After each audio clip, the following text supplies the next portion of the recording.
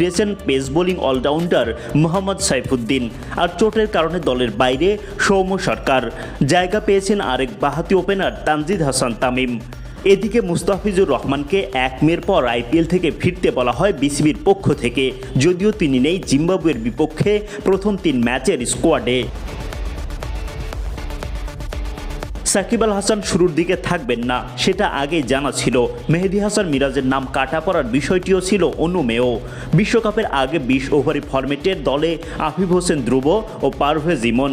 ঘরোয়া ক্রিকেটে ধারাবাহিক পারফরম্যান্সের পুরস্কার পেয়েছেন তারা।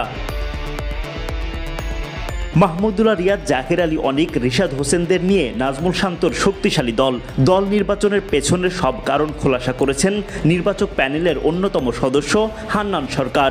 আমরা আসলে সবাই জানি যে সামনে মে মাসের 3 তারিখ থেকে জিম্বাবুয়ের সঙ্গে আমাদের 5 ম্যাচের টি-20 সিরিজ শুরু হতে যাচ্ছে।